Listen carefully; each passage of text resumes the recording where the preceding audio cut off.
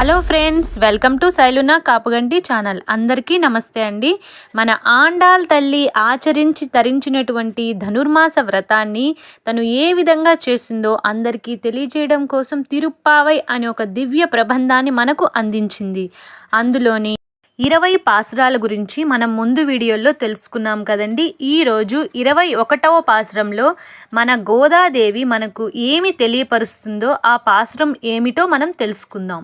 ஏத்த கலங்கள் எதிர் பொங்கி மீதலிப்ப மாத்தாதே பால் சொரியும் வள்ளல் பெரும் பசுக்கள் ஆத்த படைத்தான் மகனே அறிவுராய் ஊத்தமுடையாய் பெரியாய் உலகினில் தோத்தமாய் நின்ற சுடரே துயிலலாய் மாத்தார் உனக்கு வழி தொலைந்து உன் வாசற்கண் ஆத்தாது வந்து உன்னடி பணியுமா போலே పోతియాం వందో పుగిలిందు ఏలో రెంబావాయ్.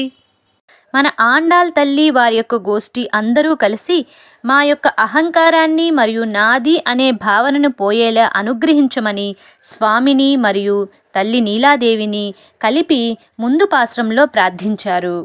అందుకే నీలాదేవి వచ్చి వీరి గోష్ఠిలో చేరిందట.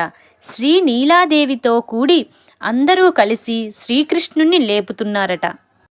వారు స్వామిని అంటే కృష్ణయ్యను ఏ విధంగా నిద్ర నుండి మేలుకొల్పుతున్నారో ఈ పాసురంలో ఎంతో చక్కగా మన గోదాదేవి వివరిస్తుంది. శ్రీకృష్ణుణ్ణి మనం చేరుకోవాలంటే ఎలా ఉండాలో తెలిపే పాసురం ఇది. దానికోసం మనం ముందు చేయవలసిన పని ఏమిటంటే అహంకారాన్ని వదిలిపెట్టాలి. నాకు నేను అనే భావన తొలగించుకోవాలి. నాకు నేనే గొప్ప అనే భావన కూడా అహంకారం కిందకే వస్తుంది. అహంకారాన్ని ఏ విధంగా తొలగించుకోవాలో కూడా మన తల్లి ఆండాల్ చక్కగా ఈ పాసురంలో వివరిస్తుంది. భక్తి ఎప్పుడు కలుగుతుందో అప్పుడు అహంకారం నశిస్తుంది. పశు సంపద గురించి కూడా ఆండాల్ తల్లి ఈ పాసురంలో వివరిస్తుంది. స్వామివారి ఇంటి దగ్గర ఉన్న పశు సంపద ఎలా ఉందో గోదాదేవి ఎంతో చక్కగా వివరిస్తుంది.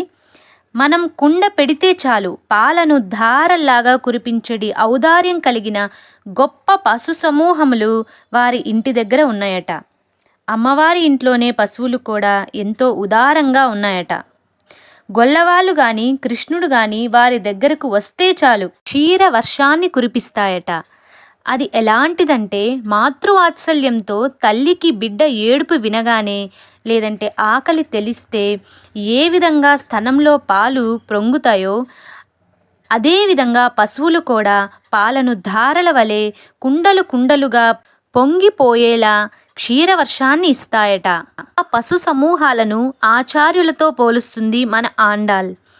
పశువులు పాలధారలను పైనుండి వస్తున్నాయా లేదంటే కింద కుండలో నుండి వస్తున్నాయా కూడా అర్థం కాకుండా ధారలా వస్తున్నాయట.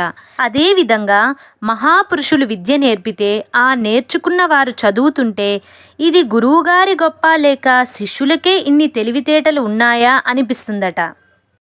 ఇటువంటి ఎన్నో పశు సమూహములు అనేకము కలిగిన నందకుమారుని ముద్దు బిడ్డడైన మన కృష్ణయ్య నువ్వు తెలివి తెచ్చుకొనవయ్యా అని ప్రార్థిస్తున్నారు. పరమాత్మను ఈ పాసురంలో ఎంతో విశిష్టంగా కీర్తిస్తుంది మన ఆండాల్ తల్లి. ఇంతే అని చెప్పుటకు అవకాశమే లేని శ్రేష్ఠుడవు నువ్వు, అపరిచ్ఛేద్యుడవు, సృష్టికర్తవు. వేదాలు అనేవి జ్ఞాన నిధులు. అటువంటి వేదాలు ప్రతిపాదించిన వాడవు నీవే. పరమాత్మ యొక్క ప్రమాణాన్ని బలపరిచే అద్భుతమైన పాసురం ఇది.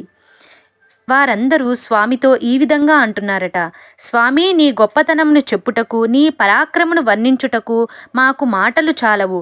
అయినప్పటికీ మా అందరి కొరకు లోకంలో నువ్వు ఒక రూపమును ధరించి కనిపిస్తూ నిలిచిన విశిష్టమైన తేజమును కలవాడివి. కృష్ణ, నిద్రలేవయ్యా. స్వామి, మేమందరం వచ్చి నీ వాకిట ముందు నిల్చున్నాము. నీ పాదసేవకే మేము వేచి ఉన్నాము. నీ యొక్క గుణముల ముందు మేమంతా ఓడిపోయాము. మా యొక్క అహంకారాన్ని వీడి మిమ్మల్ని స్తుతిస్తున్నాము.